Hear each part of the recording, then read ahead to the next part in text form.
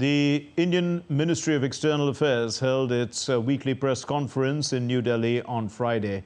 The spokesperson cleared the air on the recent developments in the Dahar global case in Qatar, the extradition of UN-proscribed terrorist Hafiz Saeed, and the upcoming general elections in Bangladesh, among other subjects.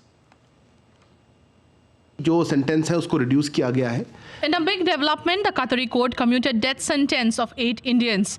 In follow-up to that verdict, India's Ministry of External Affairs spokesperson Arindam Bagchi said that sentences have been reduced and the team will be discussing the next possible steps with the legal team and the family members. This case is now in the court of appeal, as it's called. And there have been 3 hearings in the Qatar Court of Appeal. November 23rd, November 30th, and December 7th.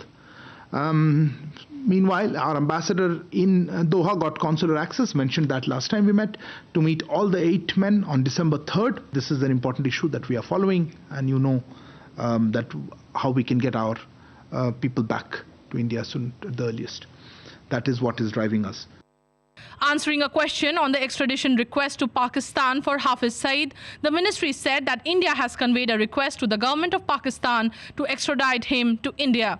Participate in elections is something perhaps I should comment on. We have seen some reports in this regard.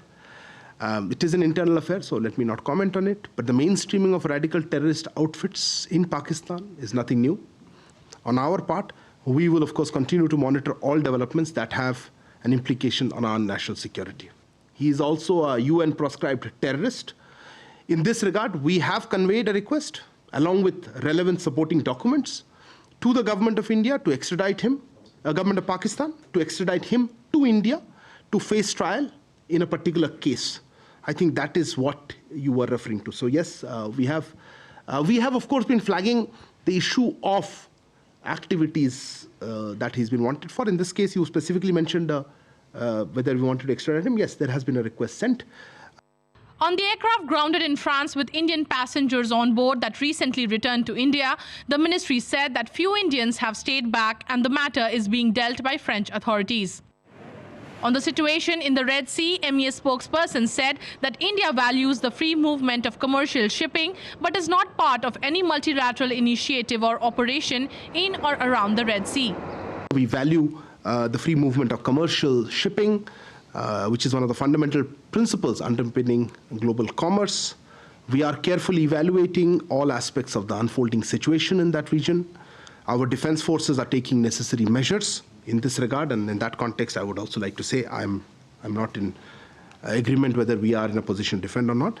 But I'm not aware that India is part of any multilateral initiative or operation presently in or around the Red Sea.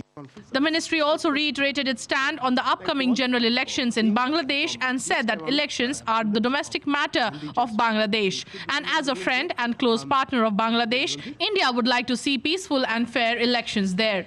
Meghna Dev's report, DD India.